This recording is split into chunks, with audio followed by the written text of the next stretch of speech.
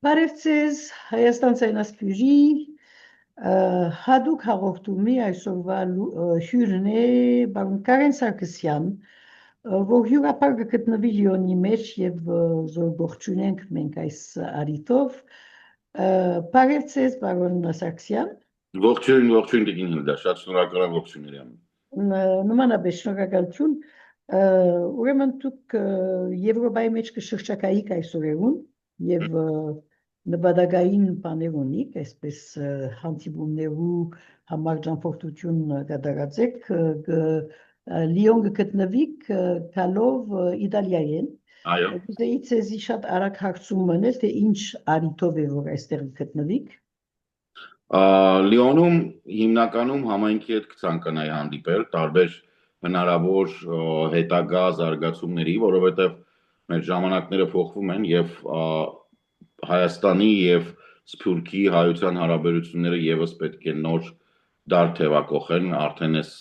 30 տարվա ընթացքում մենք բոլոր հնարավոր տարբերակները փորձել ենք, երբ մեկը մյուսին պարտական չի,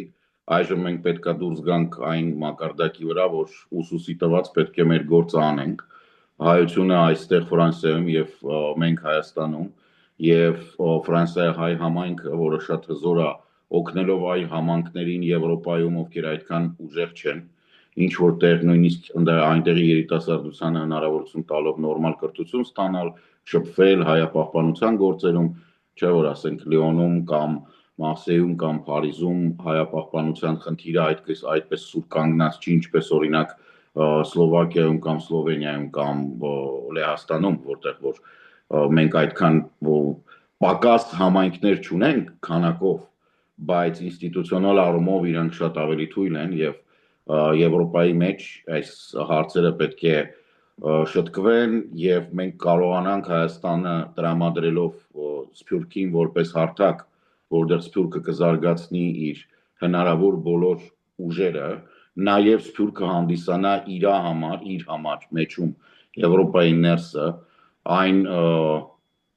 կորիզը, որի շուրջ կհավաքվի Հայաստանի արտաքին քաղաքականության հետագա հզոր ինստիտուտներից մեկը, որը պետք է դառնա իրական մաքուր ազնիվ լոբինգի ինստիտուտը, որպեսզի Եվրոպայի մեջ միշտ ապահովված լինեն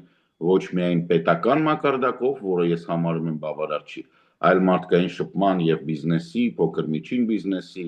չգիտեմ, կրթական, մշակութային համալիրների, այս ամբողջ խնդիրների ծավալը այն է, ինչու մենք հիմա կարիք ունենք լուծելու, որովհետև դրանք շատ կարևոր են լինելու 10 տարի հետո։ Մենք հիմա պետք է սկսենք, որ 10 տարի հետո լինենք պատրաստ, ուժեղ եւ հնարավոր բոլոր զարգացումներից առաջ լինենք, ժամանակից առաջ են գնանք։ Բնականաբար, իսկ ձեր ֆրանսիական առաջ Իտալիա գտնվեիք, այդ մասին կուզեի, որ մի քանի խոսք ասեք։ Ուրեմն այս ամենը սկսել է 1485 թվականին Վատիկանում, երբ հայոց վերջի թագավորը, թագուհին ավելի շուտ, Շարլոտ Լուսինյանը, ամուսնանալով Կարլոս Սավոյացու հետ, որպես օժիտ հայոց թագավորության տիտղոսը շնորհել է Սավոյան տան ժառանգներին։ Եվ հիմա մենք ունենք փաստացի Վիտորիա դի Սավոյա, 22 տարեկան պրինչետա, այսինքն իշխանուհի, ինքը դքսուհի է, որպես Սավոյ, բայց Սավոյի դքսությունը ֆրանսերեն հանած է եւ շվեյցարերեն երբեք չի եղել։ Եվ շատ հետաքրքիր է, որ Սավոյայի տունը փաստացի մեկ թագավորական տիտղոս ունի եւ այդ թագավորական տիտղոսը, որը ճանաչված է բոլոր այլ թագավորական տներով եւ Վատիկանով, Հռոմի Պապով, դա թագավոր ամենայն հայոցն է։ Եվ դե ֆակտո Սավոյայի տունը այս պահին հանդիսանում է հայոց թագավորական տիտղոսաժառանգ եւ միևնույն ժամանակ Սավոյայի տունը իր տեղը այլ թագավորական տների մեջ պահպանում է իր շնորհիվ հայոց թագավորության տիտղոսի։ Սա բավականին հետաքրքիր բան է, որը խոսում է թեև Սավոյան հիմա այլևս մաս կգազմի Ֆրանսիայի, բայց Սավոյի մեծ տունը դակավին թագավորություն թագավորներն էին պահպանել։ Վերջին Իտալիայի թագավորներն էին, ես 46 թվականին, երբ, մինչև 46 թիվը, 46 թվականին Իտալիան հանրաքվեով հրաժարվեց թագավորությունից եւ որոշեց, որ իրենք հանրապետություն են, մինչ այդ 1860-ականներին իրանք հանդիսանում էին Իտալիայի թագավորները, հանդիսանում էին պաշտոնապես Իտալիայի, Կիպրոսի եւ Երուսաղեմի թագավորներ։ Եվ այս process-ը իրանց մոտ շարունակվում էր։ Այս պահին մենք փորձում ենք այս ամենը անել, մենք արդեն 1-2 տարի Հայաստանից, մասնավորապես պարոն Ռուբեն Ղազարյանը, ով Վատիկանում կրթություն է ստացել եւ հանդիսանում է արդեն կավալիեր Սուրբ Ղազարոս եւ Մաուրիցիոս օրդենի, որը հին հայկական օրդենն է, որը եւս Սավոյատունն է անցել։ Սուրբ Ղազարի օրդենի կավալիեր է եւ իր շնորհիվ ոնց որ այդ օրդենի զարգացումը ստանում է եւ ոնց որ օրդենը ուզում է նաեւ Հայաստանում ծավալվել, որպես հիմնականում այդ օրդենները զբաղվում են մարդասիրական եւ մշակութային բաներով, բայց ինքը Սավոյայի տան մեկ մասնիկն է, որը որ այսպես թե այնպես պետք է լինի։ Եվ պետք է ասեմ, որ Վիտորիա դի Սավոյան շատ հմայիչ, շատ գեղեցիկ մի աղջնակ է, 22 տարեկանը նոր է լրացել, դեկտեմբերի 29-ին, եւ փաստացի սա հնարավորություն է տալիս կառուցելով այս հարաբերությունները Սավոյան տան հետ, տասնամյակներ ընթառաջ այս թեման պահել։ Եվ սա բավականին մեծ նշանակություն կարող ունենալ հետագա Հայաստանի ինտեգրմանը եվրոպական մեծ ընտանիքին, եթե չասենք Եվրամիությանը, ես գիտեմ, որ մի փոքր Եվրամիության անդամակցության հետ թե այստեղ շատ եմ հանդիպել, այստեղ էլ sense թերավատորեն են վերաբերվում, ես իհարկե հավատում եմ եւ ամեն ինչ անում եմ, որ մենք հնարավորինս արագ ինտեգրվենք, բայց եվրոպական մեծ ընտանիքին ինտեգրվելը թագավորական այդ ընտանիքների միջոցով ես համարում եմ ավելի քան հնարավոր եւ առնվազն մշակութային պատմասին ուրեմն գտնանք տարագարձի քննան, բայց խնդրեմ Կարեն Սարգսյան, դուք ծեր մասնակցությունը ընկերապանություն է, դուք ընկերապան եք, սոցիոլոգ եք, ուրեմն Հայաստանի մեջ այսպես կգոչվի, որպես ընկերապան, դուք ինչպես կբնութագրեք Հայաստանի մեջ ընտրությունը, այսինքն ինչպես ժողովուրդը ինչ քիմերու վրա գիտնալով որ այս ազատ ընտրությունները նոր են, այսինքն ազատ կամ հարաբերաբար ազատ ընտրությունները Հայաստանի մեջ սովետական տարիներին վերջ է որ սկսան կաշկանդված, ազատ, ուղղորդված եւ այլն, այդ բոլորը նկատի առնելով ժողովուրդը ինչպես կքվեարկե կամ պիտի քվեարկեր, եթե բոլորովին այսպես քաղաքական դաշտը բոլորովին բաց եւ թափանցի գլար եւ ժողովուրդը իր կամքով քվեարկեր եւ բադահաձե որ անշուշտ քվեարկությունները որոշ հարաբերաբար ճիշտ քվեարկություններ, արդար քվեարկություններ եղած են, բայց օրինակ ուզեի հարցնել թե վերջին ընտրություններուն 2021-ին կամ հաջորդ եկող ընտրություններուն ինչն է որ ժողովրդին գմղե, ժողովրդի մեծամասնության անշուշտ պիտի մղե դեպի այս կամ այն քաղաքական ուժը 21 թվականին բավականին մեծ նշանակություն ունեցավ բավականին լուրջ կիսվելը հասարակության եւ քաղաքական ուժերի պրոռուսական, այսինքն այն քաղաքական ուժերը, որոնք պատրաստ էին Հայաստանի անկախությանը զոհաբերել, մտնելով Ռուսաստանի կազմի կամ ռուսական ազդեցության մեջ, այն ուժերի, որոնք մեծ հաշվով դրան համաձայն չէին։ Այս երկրորդ ուժերը մեծ հավանականությամբ, եթե նմանատիպ թեժ պայքար չլիներ, եթե այդ կոնֆլիկտը չհասներ այդ թեժության, մենք բազմակուսակցական ազգային ժողով կունենայինք։ Բայց քանի որ բոլորը ընդունեցին, որ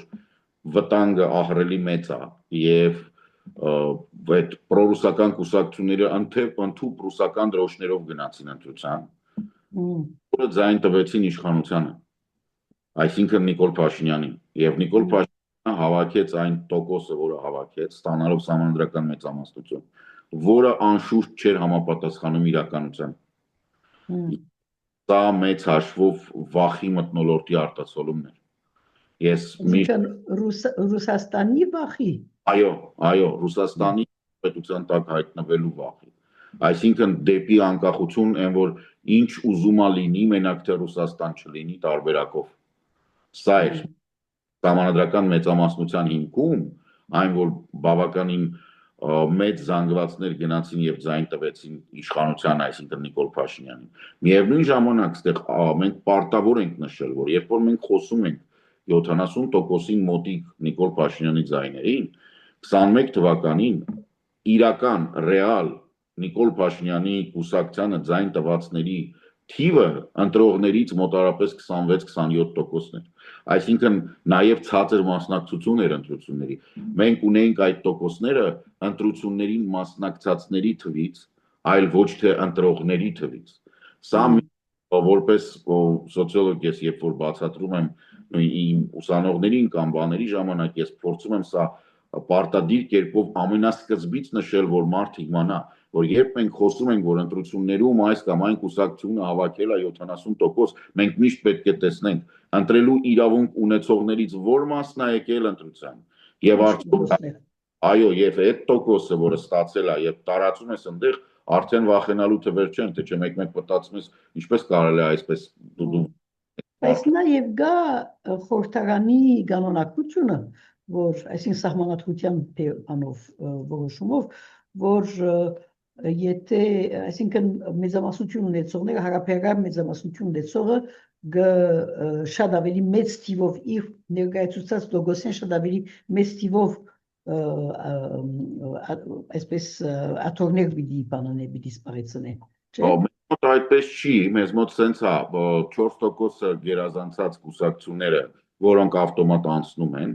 հետո իրանց ընդհանուր հավաքած ձայները վերածվում են 100%-ի եւ պարլամենտի նստատեղերը բաշխվում են։ Այսինքն այնպես չի, որ իմ ձայնը տրված այլ կուսակցության, որը չի անցել, անցնում է ինչ որ մեկին։ Ոչ, իմ ձայնը մնում է իմ կուսակցությանը, որին ես տվել եմ։ Բայց նրանք ովքեր անցել են, ես չգիտեմ, ասենք 3 կուսակցություն էին անցել։ Այս անգամ 2-ն էին անցել, երրորդին բերեցին, որտեղ սահմանադրական պահանջ կա։ Առնվազն 3 քաղաքական ուժի սահմանադրական պահանջ կա։ Եվ կուսակցությունը հայտնվեց հենց այդ պատճառով։ Բադիվունիմ կուսակցությունը։ Ինչպես։ Բադիվունիմ կուսակցությունը։ Այո, բադիվունիմը հավաքել էր մոտիկ շեմին, բայց չէր անցել շեմը։ Ամենամոտիկ հավաքածն էր եւ սահմանադրական պահանջով ինքը հայտնվեց ազգաժողովում։ Պետական ընտրությունները, որոնք այս հունիսին են, ես հույսով եմ, որ կլինեն այլ կերպ։ Ես հույսով եմ, որ մեր մոտ ընդհանուր հարցումները, այդ research-ները եւ փուլերը ցույց են տալիս, որ մենք ունենք բավականին մեծ զանգված, ավելի քան 35%, ովքեր ուզում են Հայաստանը տեսնան Եվրամիության եւ ՆԱՏՕ-ի կազմում։ Եվ այս մարդիկ, ովքեր այս ցանկությամբ են հանդես գալիս, դեռևս իրենց խոսքը չեն ասել ոչ մի ընտրություններում, որովհետև 18-ին դա Ուզեի նախասկնալ, թե ընտրություններու կարևոր թեմաները ինչ են, գխոսիկ ՆԱՏՕ-ի ՆԱՏՕ-ի կամ Եվրամիության անդամակցության մասին, բայց ընդհանրապես կարևոր որպես ընկերապան ինչ կարևոր թեմաներ կտեսնեք դուք Հայաստանի այս ընտրություններու նախօրյակին։ Անշուշտ ամենակարևոր թեմաները վերջի երևի տասնամյակը դա անվտանգության թեման է եղել։ Հիմա գործող իշխանությունները փորձում են ցույց տալ, որ անվտանգության թեման այլևս լուծված է։ Եվ մենք այլևս ունենք խաղաղության պայմանագիր, որը այդպես չի։ Մենք չունենք խաղաղության պայմանագիր, մենք ունենք պայմանավորվածություն խաղաղության մասին։ Մենք ունենք Աբշերոնյան ռեժիմի հրահանգներով տնտեսական համագործակցության հնարավորություն, այսինքն Բաքվում նստած անձնավորությունը ասում է այսօր Հայաստանին կարող եք վաճառել բենզին,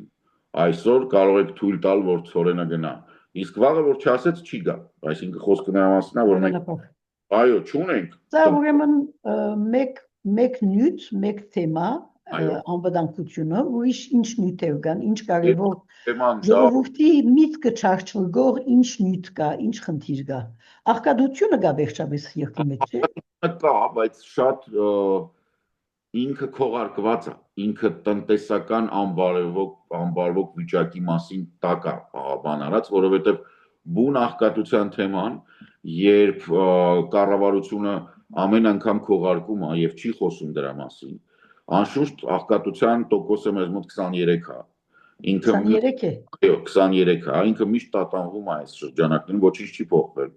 Ինքը 23 է եղել միշտ 2005 թվականից մեթոդաբանությունը այդպեսին է, որ ոչինչ չի փոխվում մեզ մոտ։ Սա նշանակում է, որ սա վերարտադրվող աղքատության մասին է խոսքը, եւ ես պետք է ասեմ, որ ի տարբերություն Եվրոպայի, որտեղ աղքատությունը հաշվարկվում է միջին աշխատավարձի 60%-ը եւ այդ, հա, այսինքն 60%-ից ցածր Հայաստանում այդպես չի։ Այդ հաշվարկվում է համաշխարհային բանկի բարդ բանաձևով, որը իրականում եթե մենք հաշվենք եվրոպական ստանդարտով, ինքը շատ ավելի բարձր կլինի, որովհետեւ վերջերս լսեցի 40% դերս այդ բանն է, այո։ Ստանդարտով այդքան է եւ սա երկրորդ հարցն է, որը որ աղքատություն չի, այլ տնտեսական վիճակ է, եւ տնտեսական վիճակը իր հերթին ինքը միշտ գալիս է նրան, որ Ռուսաստանի հետ հարաբերությունները ինչպիսին պետք է լինեն, սրանք արդյոք լավն են, թե լավը չեն, եւ որքանով են սրանք կարեւոր տնտեսական աճի համար եւ որքանով կարեւոր չեն, սակայն օգտվելով նրանից, որ հիմնականում ընտրազանգվածը մանավանդ Նիկոլ Փաշինյանի կուսակցության ընտրազանգվածը շատ լավ չի տիրապետում խնդրին, չասեմ տնտեսագիտությանը, լավ չի տիրապետում այդ տնտեսական հարցերին։ Իրանք միշտ քողարկում են սա անվտանգության հարցերի հետևում։ Այսինքն դնում ես ապացուցում ես, որ ԵԱՏՄ-ն, որը այդ ռուսական բանն է, Հայաստանը վերջի 4 տարվա ընթացքում ավելի քան $1 միլիարդ նվիրաբերել է Ռուսաստանին։ Նվիրաբերել է։ Ինչպես։ ԵԱՏՄ-ի տարիֆներով, Տրամփ տարիֆները, Տրամփ տարիֆ, մենք էլ այդպես տարիֆներ ունենք, որոնք ձեռնտու են բացառապես Ռուսաստանին։ Այսինքն Հայաստանի Հանրապետության բնակչությունը վճարում է հավելյալ մաքսատուրքի հիման վրա, հավելյալ վճարում է ապրանքներին, որոնք մեզ մոտ ներմուծվում են։ Բայց այդ թիվը, որը մենք վճարում ենք, այդ տոկոսադրույքը, որոշված է Ռուսաստանում։ Հիմնականում ոնց են անում, օրինակ ես ունեմ ինչպես մեր բարակային, Եվրոպայի բարակային ամեն բան որոշված է Միացյալ Նահանգներում։ Ну, Միացյալ Նահանգներում չգիտեմ, բայց կարող է Դե հարաբերություններու մեջ։ Հարաբերապես այդպես։ Հիմա օրինակ, բայց Եվրամիությունը կարողանում է, տես երեք կարծում եմ, փորձ է ամենայն դեպս։ Այո, եւ հայտարարել, որ 95 միլիարդ դոլարի հակառակ տարիֆներ կմտցնի Ամերիկայի ապրանքների վրա։ Հայաստանը չի փորձում։ Հայաստանը երջանիկ դեմքով վճարում է դա Ռուսաստանին։ Կոթոտի թրջկոտելով իրանք տանում։ Բայց Հայաստանը միջոցներ ունի փորձելու։ Մեր գրպանից է դուրս գալիս։ Մեր գրպանից է դուրս գալիս։ Մենք Հայաստանի մասշտաբով, Հայաստանի մեծությամբ երկիրը կգնա Ռուսաստանի դեմ տնել։ Իհարկե։ Իհարկե։ Մեծությունը հարց չի լուծում։ Ես էլ բուզեմ միջոցներու խնդիր է, ոչ միայն չափի, բայց նաև տնտեսական բանի, փառքավաճման աստիճանի։ Այո, ճիշտ տնտեսական պարագայում, ունենալով տնտեսական գործընկերներ, ինչպիսիք են օրինակ Հնդկաստանը, կամ Չինաստանը, կամ արաբական երկրները, որովհետև մեր հիմնական արտահանումը, այն ինչ մենք արտահանում ենք, Ռուսաստան արտահանվում է շատ փոքր մաս։ Երբ Հայաստանի եւ Ռուսաստանի տնտեսական հարաբերությունների ապրանքաշրջանառության վերլուծություն ես անում եւ սկսում ես հանել նավթը, գազը, ինչ որ այսպիսի մեծ բաներ, որոնք իրական բնակչության հետ կապ չունեն, որովհետեւ մենք գազը կարող ենք գնել Իրանից, մենք գազը կարող ենք բերել Թուրքիայով, ոչ մեկ չի արգելում մեզ դա, որովհետեւ բիզնես է։ Կմտնի Թուրքիայից Վրաստան, ոնց որ ապրանքը գալիս է։ Մենք սահմանը ընդհանուր Հայաստան։ Թուրքիան ինք գազ գտնե Ռուսաստանին, չէ՞։ Կացկած գազ, այդ LPG կոչվածը։ Liquid gas։ Այո։ Այսինքն բան չունի, մենք խնդիր չունենք բերելու դա։ Նավահանգիստներ կան, Վրաստանով ենք կարող բերել։ Դա էլ է հարցը լուծում։ Այսինքն ընդհանրապես ցանկության եւ դիվանագիտության հարցը։ Որ մնացած բաները Հայաստանը ընդհանուր առմամբ 210,000 տոննա գյուղմթերք է արտադրում տարբեր տեսակի։ Ավելի շուտ մոտարապես 210,000 տոննա գնում է Ռուսաստան։ Բայց այն գյուղմթերքը, որը մենք տանում ենք Ռուսաստան, մենք կարող ենք տանել նաև այլ տեղ։ Ով է մեզ արգելում։ Ռուսաստան են տանում, որտեղ հարմար է, չմշակածն է։ Կարելի է մշակել եւ տանել այլ տեղ։ Եվ իդեպ ասեմ, որ Հայաստանում, քանի որ Ռուսաստանում գիտեք, ճգնաժամ է, եւ Ռուսաստանի ագրարային սեկտորը շատ մեծ կախվածություն ունեն Ռուսաստանից եւ Ամերիկայից։ Իրենց մոտ գները բարձրացան, սերմացուների բացակայություններ, բաներ, բավականին զգալիորեն գները բարձրացել են։ Այդ իսկ պատճառով Հայաստանից ամեն ինչ տանում էին, եւ Հայաստանում գները բարձրացան գյուղատնտեսական ապրանքների, եւ մեծ հաշվով ցածր տնտեսական հնարավորություններ ունեցող ընտանիքները զրկվեցին նաև մեզ մշտապես հասանելի գյուղմթերքից։ Իրանից, այո, այդ ամբողջը փոխկապակցված է։ Ռուսաստանի հետ տնտեսական այդ մեկ միավորի մեջ գտնվելը Հայաստանի նման փոքր երկրի համար մահացու է, որովհետև Ռուսաստանը նույնիսկ չնկատելով այստեղ սարքում է անապատ։ Ասենք եթե Ռուսաստանին պետք է, չգիտեմ, ինչ-որ մի բան, լոլիկ։ Հայաստանում լոլիկի գինը ամռանը կարող է լինի 3 եվրո։ Հայաստանում, որ ինքը միշտ եղել է, ասենք, 50 դրամ, դա ինչ է, 10 ցենտ։ Որովհետև Ռուսաստանում պետք է, շնչում տանում են։ Դա միշտ վնաս է, միշտ։ Մենք չունենք այդ մեխանիզմը կասեցնելու։ Հետևաբար դա, որ ասենք ընտրություններին, դա շատ կարևոր թեմա է։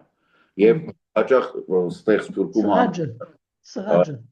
Այո, գեոպոլիտիկ վերլուծությունների առանց Ռուսաստանի ինչպես բան, ժողովուրդ առանց Ռուսաստանով մեր ընտանիքները, որոնք այդքան ապահովված չեն, կներեք, բայց լոլիկ չեն կարողանում ուտել, նենց որ ձեր գեոպոլիտիկ մտածելակերպը, թե ինչպես մենք առանց Ռուսաստանի կգրավենք Մարս մոլորակը, կներեք, բայց կոնկրետ ապրեստի թեմա կա։ Ուրեմն ես կպիտի ցեզ նախ ընդհանուր բնութագրումը պիտի խնդրեի։ Կարեն Սարգսյան, ուրեմն Հայաստանի մեջ ընդհանուր այսպես խոսքը Հայաստանի մեջ դիրող իրավիճակի մասին, թե հասարակությունը, թե քաղաքական ոլորտը, թե տնտեսական ոլորտը, ինչպես կփնոտ, ինչ որակի եւ ինչ աստիճանի գտնվող երկիր մնե Հայաստան այսօր, զարգացման, թե հասարակական զարգացման, թե տնտեսական եւ թե քաղաքական զարգացման մագարտակը, ասենք, եւ որակումը։ Okay. Անցումային է։ Տեսեք, Տիկին Լիլա, մենք բավականին մեծ ժամանակահատված կորցրեցինք, երբ անկախությունը ձեռք բերեցինք, բայց չգիտեինք դա ինչ է։ Եվ բավականին երկար ժամանակ այդ պրպտումների մեջ կեղծ քաղաքական էլիտայի գործունեության շնորհիվ շատերը գիտեին, թե մենք անկախ երկիր ենք, բայց դա այդպես չէր։ Եվ ենթարկվում էր Հայաստանը տարբեր Հայաստանին ձեռք չտվող ծրագրերին, որպես այդ։ Նոր առաջանում է։ Դա ինքնագամ կախվածություն է ըստ ցեզի։ Չէ, այն ժամանակ կախվածությունը հոգեբանական է։ Հավը հոգեբանական կախվածություն ուներ Ռուսաստանից։ Այլ բան չէին պատկերացնում, աշխարհը չէին տեսնում այլ կերպ։ Այսինքն ես շփվել եմ այդ մարդկանց հետ, դե ապրում եմ Երևանում, չեմ կարող բան անել։ Իրանցից հատիկ կարելի է անուններով մեկ ձեռքի մատների վրա հաշվել, որքան նրանց, ովքեր հասկանում էին, որ Հայաստանը որպես անկախ պետություն պետք է եւ կարող է զարգացնել այլ ճամբարների հետ նորմալ քաղաքականություն։ Եվ այն ինչ եղել է եւ Հայաստանի ինտեգրումը արևմտյան ծրագրերում, ինքը եղել է ոչ թե իշնորհիվ մեր վերնախավի, այլ իր հակադրումը։ Շատը գիտեք, Սփյուռքում եք եղել, գիտեք, ասենք դուք ակտիվ եք եղել։ Գիտեք ինչի մասն եմ ես ասում, հա։ Սփյուռքը շատ հաճախ մեզ փրկել է նրանից, ինչը մենք չգիտեինք։ Ասենք դուք շատ բաներ արել եք, մենք չգիտեինք դա ինչ էր եւ մենք ինչ էր սպառնում, Սփյուռքն է արել, որ մեզ այդ ոնց որ ժայռի վրայից հանել է դա բերել, ասել է ստեղ մի գնա, այնտեղ կընկնես էլ այդ չզգա։ Արի սենց գնա։ Բայց էլի դա էլ բավարար չէ։ Հիմա նոր առաջանում է սերունդ, նոր առաջանում է սերունդը, որը պատրաստ է եւ ցանկանում է այդ պատասխանատվությունը վերցնել եւ տենց առողջ կռվարար սերունդ է, որին ասում ես չի կարելի, ինքը ասում է ես էլ կտեսնամ ինչը չի կարելի։ Ես ինձ փոքր ժամանակվանից ասում եք չի կարելի, պարզվում էր կարելի է։ Հիմա կտեսնակ ինչ է կարելի եւ ինչ չի կարելի։ Դա շատ լավ է, դա իրանք այդ բանը չի, անգրագետ ագրեսիան չի։ Դա այն ցանկությունն է ապացուցելու, որ իրանք կարող են։ Ու սա իրականում հսկայական պոտենցիալ ունի։ Եվ այս պոտենցիալը մենք օգտագործելու ենք։ Դուք կխոսիք ուրեմն անցումային իրավիճակի մասին։ Այո։ Անցումային դեպի անկախությունս էլ գուզեք։ Անցումային դեպի իրական անկախություն, այստեղի անկախություն։ Ոչ թե դե յուրե թղթերի վրա, այլ ստեղի անկախություն։ Երբ վիզաների ազատականացումը Եվրամիության հետ քննարկվում էր 2-3 տարի առաջ, մարդիկ ասում էին, որ դա հնարավոր չի։ Որովհետև ասում էին բանը, Եվրոպայի տոմսերը 800 եվրո են։ Մենք չենք կարողանա գնանք Եվրոպա։ Հիմա դեպի Եվրոպա տոմսերը 25 եվրո են Երևանից։ Հասկանում եմ, որ կարող են։ Այսինքն ֆինանսական հարցը այլևս այդպեսին չի։ Եվ ամեն ինչ սենց կետ առ կետ լուծվելու է։ Լեզուն են կարողանում են շփվելով լեզուն բարձր մակարդակի հանել։ Անգլերենը, ֆրանսերենը, գերմաներենը կարողանում են հասկանալ թե կրթությունը որն է, կարողանում են օնլայն կրթություն ստանալ։ Այսինքն հեռակա առանց նույնիսկ առանց մասնակցելու։ Եվ սա մեծ հաշվով անդառնալի գործընթաց է։ Այն ուժերը, որոնք փորձեն սա կասեցնեն, իրանք նման կլինեն մարդու, ով կանգնած է 300 կմ/ժ գալացող գնացքի դեմում ու գոռում է կանգնի։ Okay, դու կարաս գոռաս։ Մեծ հավանականությամբ կմնաս լղոզված այդ գնացքի վրա, գնաս ուր որ գնում։ Կարեն Սարգսյան, իսկ հասարակության քաղաքական այսպես հասունացման առումով ինչ վիճակի մեջ է այսօր Հայաստանի հասարակությունը։ Եթե պատկերացնենք սենց գից 0-ից մինչև 100%, 45-ի 50-ի մոտ ենք։ Հələ դեռ կա, աճելու տեղ կա։ Ինչ կա այդ եմ ասում։ Իսկ ինչ պետք է անել, որպեսզի այդ քաղաքական հասունությունը ընդհանրանա ժողովրդի մեջ։ Ավելի հասանելի դարձնել բոլոր լեզուներով տրամադրվող տեղեկությունները։ Հիմա հայկական հասարակությունը գտնվում է ռուսական տեղեկատվական աղմուկի եւ հիբրիդային պատերազմի տակ։ Բոլոր նյութերը, այդ թվում, հիմա մենք խոսում ենք, չէ՞, շատ հնարավոր է, որ Սպուտնիկը ռուսական, սա կլսեն, այնտեղ մեկը կնստի կմեկնաբանի մեր խոսացածը, եւ այդ մեկնաբանությունը կհրապարակի ռուսերեն, այնուհետեւ հայկական ԶԼՄ-ները այնտեղից կվերցնեն եւ կասեն, որ Տիկին Հիլդան եւ Կարեն Սարգսյանը խոսելուց sense բան են ասել, որը մենք ոչ ասել ենք, ոչ դա նկատի ունենք։ Բայց դա կտարածվի Հայաստանում։ Ձևափոխված կներկայացվի հասարակության։ Լեզվի տիրապետությունը կրիտիկական նշանակություն ունի։ Եվ սա օրինակ իմ ցանկություններից եւ ոնց ասեմ, երազանքներից մեկն է, որ մենք կարողանանք այն ինչ որ կոչվում է անգլերեն native speaker, բնական խոսացող, սփյուռքի երիտասարդներից կազմակերպենք, որ իրանք կան դպրոցներում լեզու տան, ոչ թե դասավանդեն, խոսեն այդ լեզվով, որպեսզի աճող սերունդը լեզվին ծանոթ լինի։ Անգլերենի, ֆրանսերենի, գերմաներենի, իտալերենի, էական չի կարևոր եվրոպական, որպեսզի սերունդը կարողանա տեղեկությունները վերցնի։ Գիտական գրականության 90%-ը գալիս է անգլերեն, մի 6-7%-ը ֆրանսերեն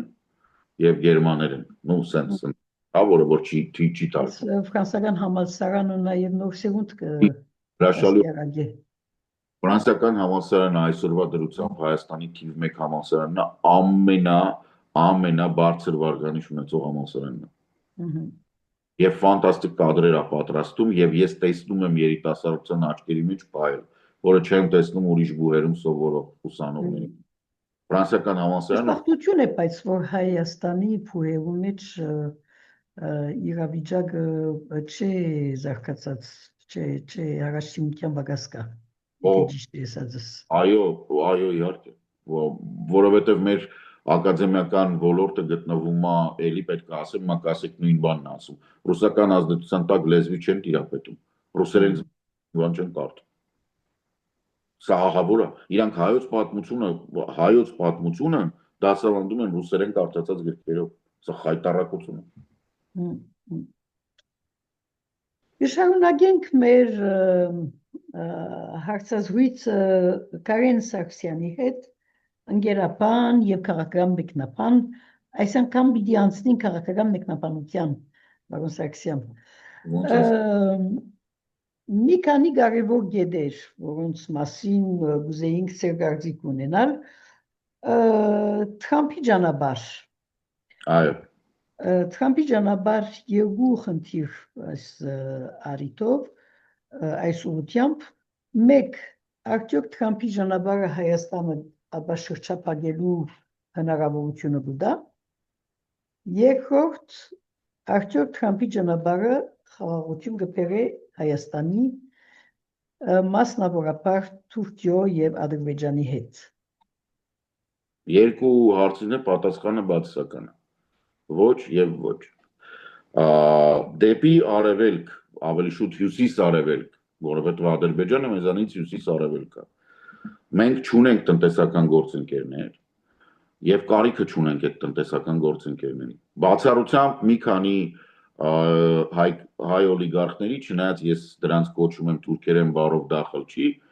իրանք այդ 40 ավազակներն են, որոնք որ բան են, սպեկուլատիվ գործարքների մեջ են։ Իրանք ինչ-որ բան ստեղ առնում են, այնտեղ թանկով ծախում են, այնտեղ առնում են, բերում են Հայաստան են թանկով ծախում, խոսքը սրա մասին է։ Բացի այս մի քանի ընտանիքներից, այսպես կոչված օլիգարխներ, ոչ մեկ եւ ոչ մի տնտեսվարող Ռուսաստանի եւ Եվրասիական այդ համագործակցության հետ տնտեսական կապ չունի։ Եվ դրա կարիքը չկա, որովհետեւ Հայաստանը բավականին փոքր է եւ Հայաստանը զանգվածային արտադրության հիմք չի կարող դառնալ։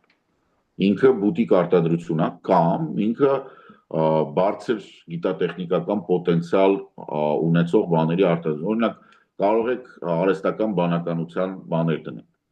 Կարող ենք ծրագրավորման հետ կապված միկրոչիպերի արտադրություն։ Կարող ենք էներգիա արտադրենք, օրինակ միջուկային էներգիան մեզ մոտ զարգացած է եւ զարգացնենք տանք, բայց մենք չենք կարող արտադրել կոշիկ ամբողջ Ռուսաստանի կամ Ղազախստանի համար։ Ու որտեղ Թուրքիա կա։ Հասկանում եք, Թուրքիան կա։ Թուրքիա կա եւ ավելի արժան։ Այո, իհարկե, բայց իրանց բայց փորձ չկա Հայաստանի մեջ, չէ՞։ Բացի ամեն ինչից, փորձը կստեղծենք, հայ ենք ի վերջո, ձեզ թվում է Իտալիայից երկու հոգի հայ չեն գտնի, որը կոշիկ կարելու փորձ ունի։ Հարցը դրա մասին չի, որ փորձը չկա։ Փորձը կա, գործարանը կա,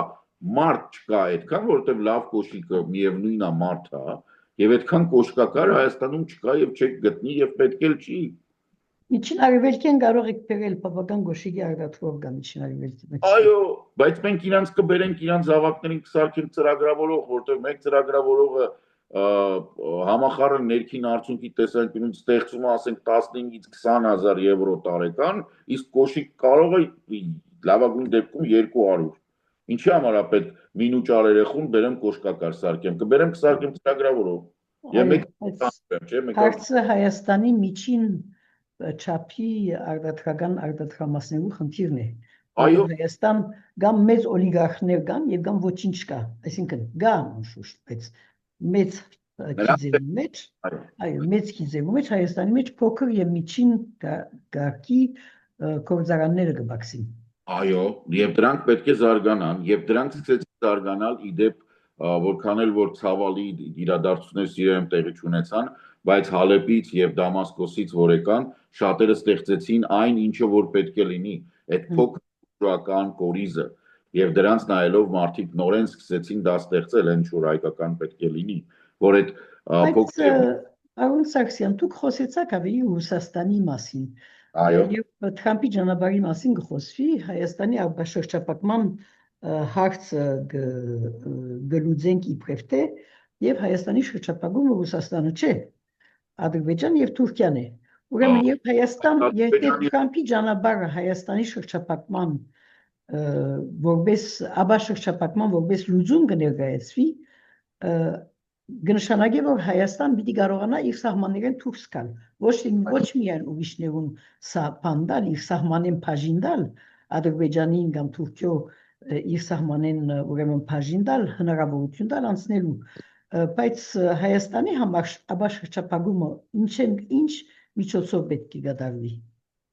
Խոսքը վերաբերվում է Թուրքիայի սահմանի բացմանը եւ սա միակ դրական կտորն է այս ամբողջ պատմության։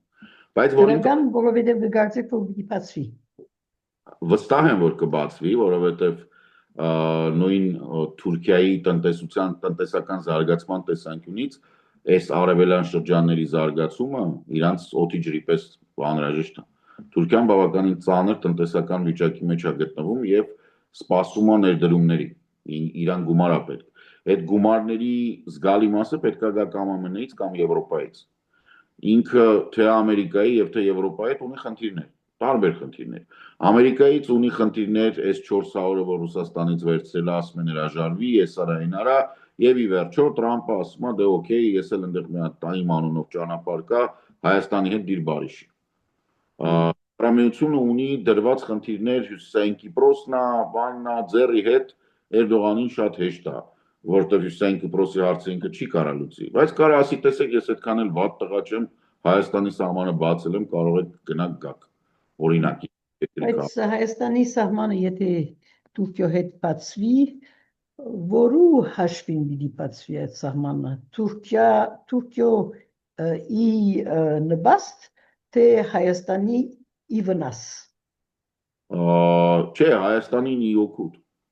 Իօգուտ ինչ իմաստով։ Տեսեք, մենք հիմա այսպես թե այնպես Թուրքիայով ապրանք ստանում ենք Հայաստանում։ Որ չստանում ենք, կասկածից վրա։ Ուղղակի այնտեղ մեկ խաղացող կա Վրաստան, որը դրա վրա գումար է աշխատում։ Եվ այդ գումարը փոքր չի։ Ինքը կարող է մինչև, չգիտեմ, այդ ֆուրի մեջ, այդ բեռնատարի մեջ մենակ քողարկված վճարումները, որ վրացի վարորդներից վերցնում են, կարա հասնի 1500-2000 եվրոյի մեկ ավտոմեքենա։ Ուրեմն ապրանքա փոխադրության մասին է որ խոսի, բայց ներդրումների մասին չէ որ խոսի։ Թուրքական ներդրումները Հայաստանի մեջ։ Հայաստանում պիտի դանի Հայաստանը։ Պոլիսի հայերն են ներդրումներ անողները։ Այդ որ ժամանակ առ ժամանակ պատտվում են լուրեր, ահա Թուրքիայից այսքան եկան, մի մասին ճանաչում եմ, պոլիսի հայերն են։ Իրանք ուղղակի թուրքական։ Առայժմ այդ մասին չէ, այսինքն առայժմ եղած ներդրումների մասին չէ։ Մենք միշտ մեր աչքի առջև ունենք օրինակի համար Վրաստանի Աջարիայի շրջանը օրինակ։ Արդյոք մենք ուզենք որ Հայաստանը նույն բանի վերածվի թուրքական ներդրումներով։ Հասկացա։ Թուրքական ներկայությամբ։ Ես հասկացա հարցը։ Բոլորը մոռանում են, որ աջարացիք իրականում թուրք են։ Աջարացիք իսլամ դավանող։ Բայց այստեղ խոսվի աջարացիներու եւ թուրքերու մասին, չէ՞։ Այո, աջարացիները թուրք են եւ իրանք ողջունում են թուրքերին։ Դավանող։ Վրաստանի կենտրոնական իշխանությունները եւս։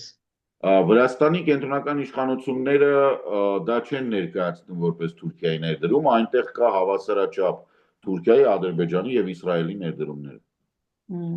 Եվ դա այլ մի փոքր այլ խնդիր է, դա քաղաքական տեսանկյունից պետք է մենք հասկանանք ինչն է հարցը։ Ինչպես Թուրքիան մեզ համար, այնպես Ռուսաստանը Վրաստանի համար, նախորդ իշխանությունների խոսքը Սաակաշվիլու մասին է։ Եվ Սաակաշվիլին որպեսզի բալանսավորի Ռուսաստանի ազդեցությունը, բերում էր այն մյուս ուժեղ հարևանին Թուրքիային։ Եվ Թուրքիայի միջոցով բոլոր արևմտյան խաղացողները մտնում էին։ Ինչու, որովհետև տարածաշրջանում ներկա գտնվող բան կար Հայաստանը եւ Ադրբեջանը այն ժամանակ Մինսկի խմբի ենթակայության տակ էին, Վրաստանը անտեր էր։ Եվ Վրաստանով ոչ մեկ առանձին չէր ուզում զբաղվել, բացի Մակեյնից։ Սենատոր Մակեյնն էր զբաղվում, բայց այն էլ ինքը չհաղթեց ընտրությունները եւ Վրաստանը մնաց օդում։ Օդում մնացած Վրաստանին հանձնեցին ՆԱՏՕ-ի ամենամոտիկ գործընկերոջը։ Ոչ մի ուրիշ բան չկար, այնտեղ Թուրքիան չէր խաղացողը, ՆԱՏՕ-ի ամենամոտիկ գործընկերն էր։ ՆԱՏՕ-ի ամենամոտիկ գործընկերը Թուրքիան վերցրեց երկիրը եւ ապահովեց, որպեսզի Ռուսաստանը չգրավի։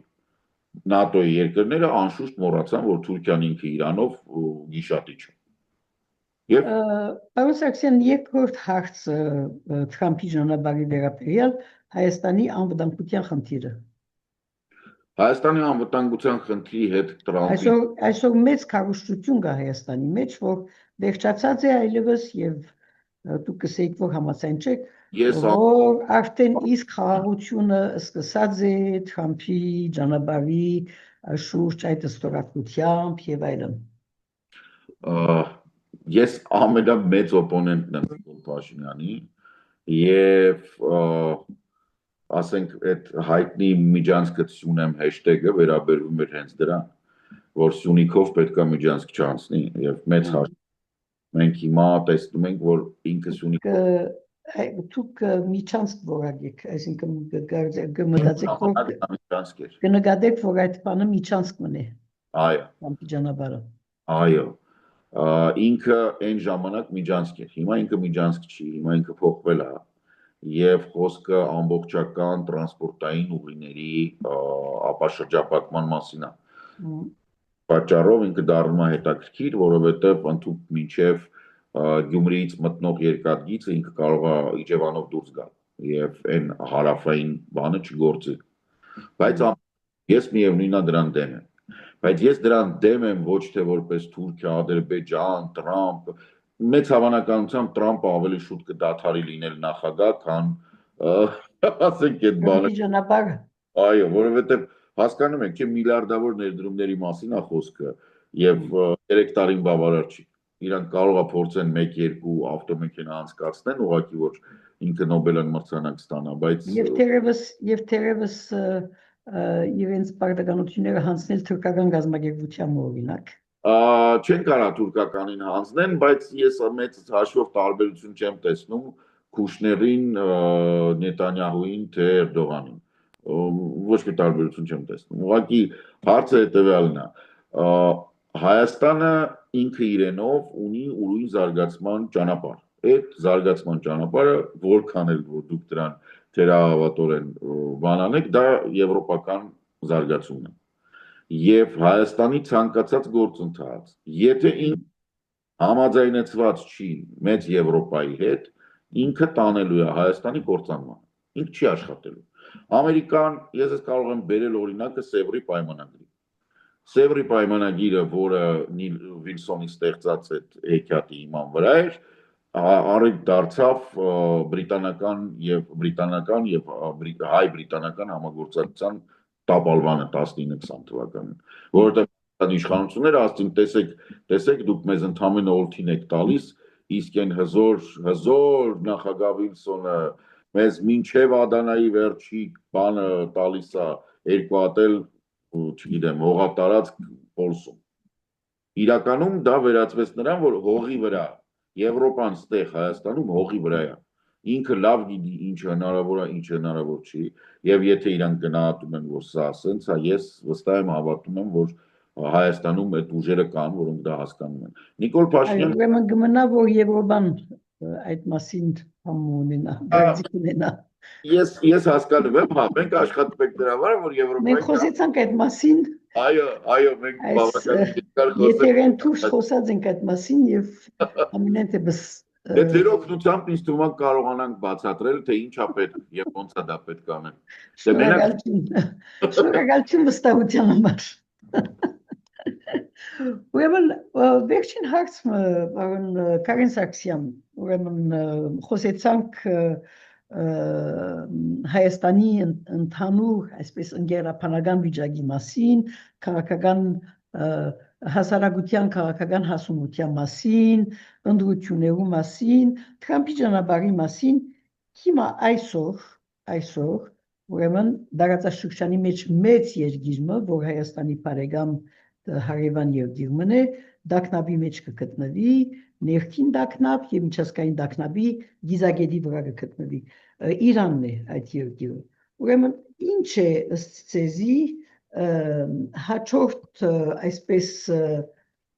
հաջորդ հանգրվանը Իրանի դակնապներու հանգուցալուծման,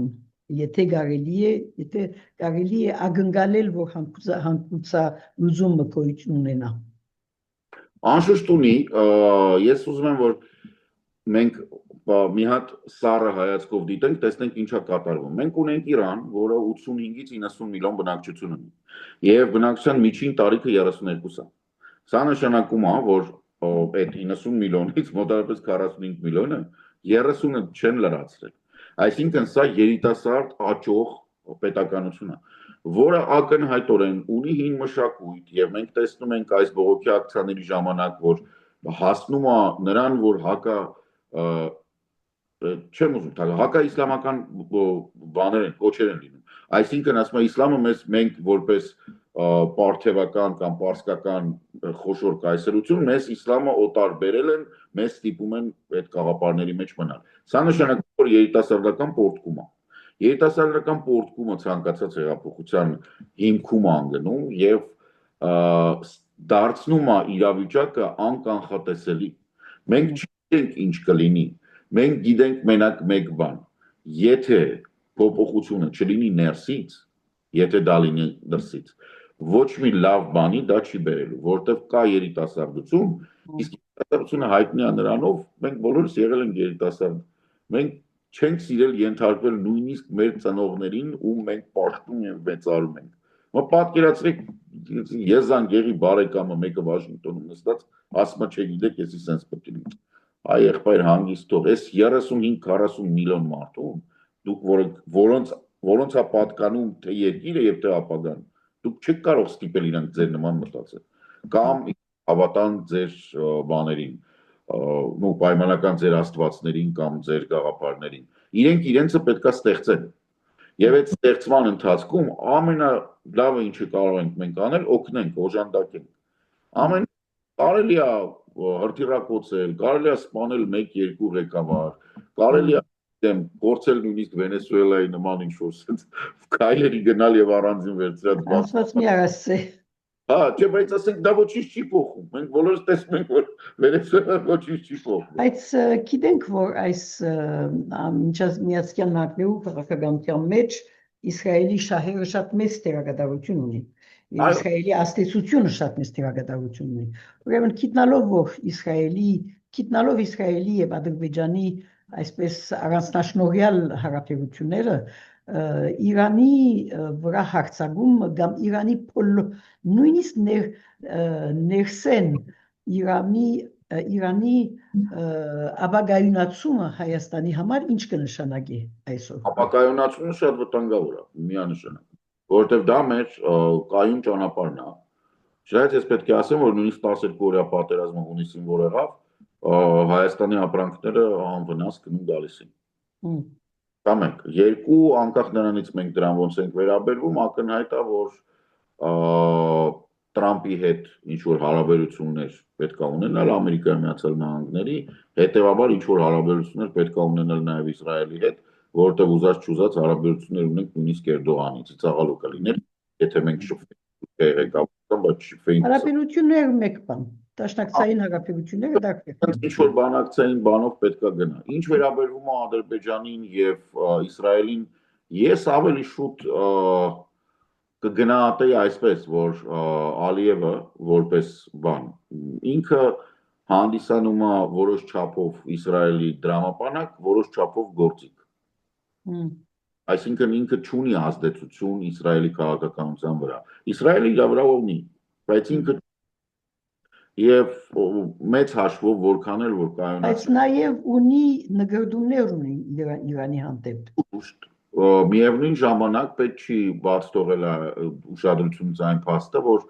Իսրայելում բավականին ուժեղ են հակաթուրքական տրամադրությունները եւ իրանք բան տեսնում Սուրիայում թուրքական ազդեցության զորացումից։ Եվ մենք կարող ենք մեղադրել հրեաներին եւ Իսրայելին ամեն ինչում, բացի հիմարությունից։ Իրանք այդօրեն գիտեն, որ Թուրքիայի դեմ պայքարում Հայաստանը եւ Հունաստանը իր լավագույն բարեկամները կլինեն, անկախ ամենին։ Վերջին հարցում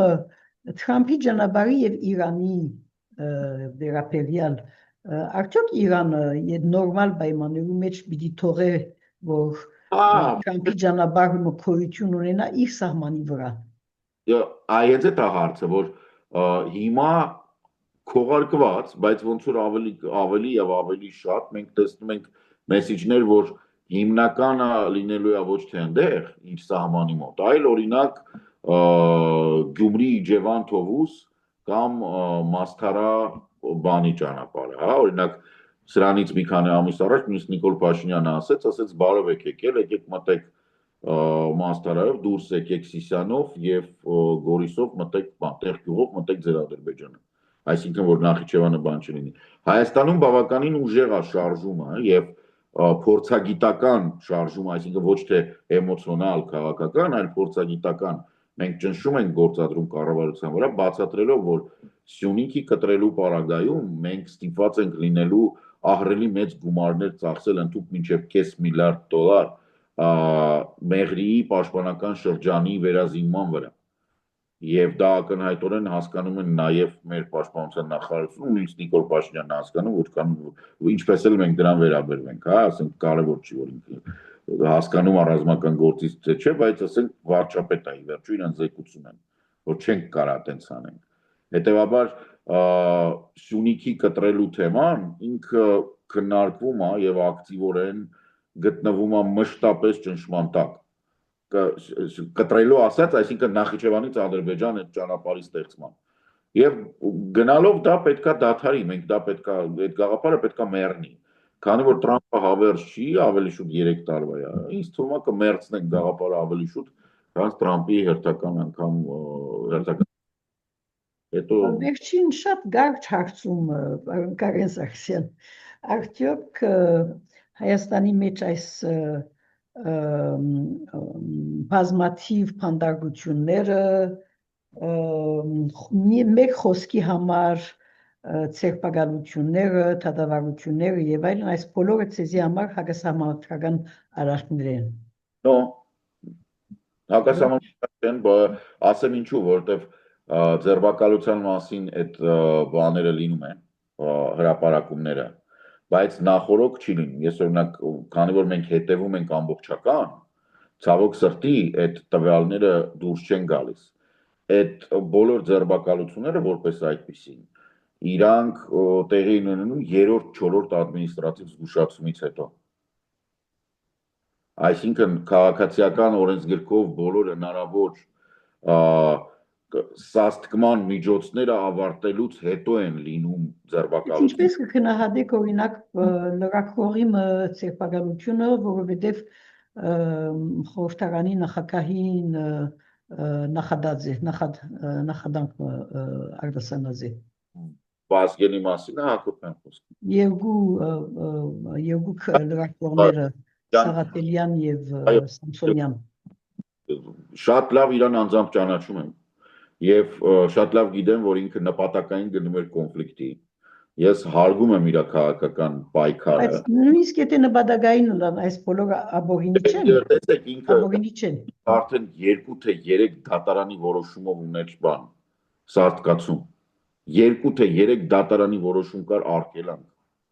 Ինքը դատարանի որոշումը բան արել։ Անցել։ Ինքը արդեն շտրաֆեր է մուծել, ինքը վերաքննիչ դատարանում է պարտվել նախորդ գործերը։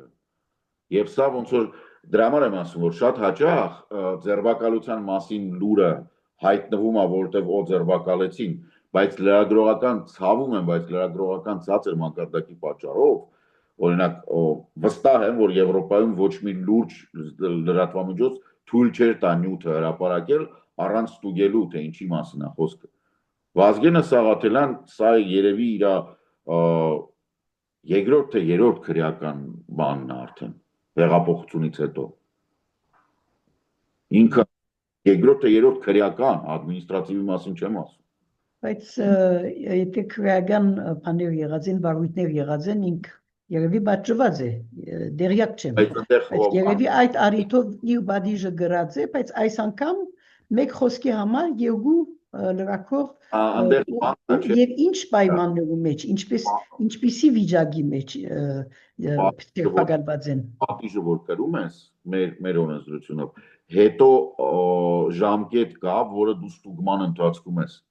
որի ընթացքում պետք է այլևս իրավախախտում թույլ չտաս քեզ այդ տվում, թե չէ բան ռեցիդիվ։ Երևի Հայաստանի օրենքները այսպիսի բաներ թույլ կտան, բայց ոչ մեր գաղտնիքով։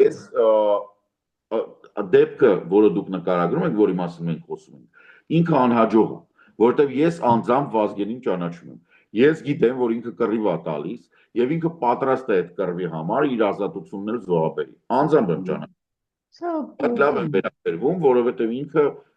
ասենք, գիտեմ իր հիմքերը որն են։ Ինքը վատ բան չի մտածել։ Ինքը նպատակային գնում է կոնֆլիկտի, որպեսզի ստանա հնարավորություն։ Այս սահմանադրությունը կոնֆլիկտի հետ կապ չունի, Վարոն Սարգսյան։ Հիմա տեսեք, ինչ վերաբերվում է ընդհանուր խոսքի ազատության սահմանափակումներին Հայաստանում ընդհանուր, ես ակնհայտորեն դրան դեմ եմ։ Հայաստանի Հանրապետությունում խոսքի ազատությունը խղճի, մտքի չպետք է սահմանափակվի եւ ինքը պետք է արտահայտվի։ Ուղղակի կոնկրետ է դեպքը, որ դուք Վազգենի դեպքն եք բերում, Վազգենին իմանալով գիտեմ, որ Վազգենն էլ գիտեր, որ սրանով է ավարտվելու, այնպես չի, որ ինքը չգիտեր։ Ինքը գիտեր դրա մասին։ Ամենատեղս գարցեմ, որ ուրիշ ագիտով խոսենք օրենքի եւ բանի մասին։ Անպայման։ Օրենքի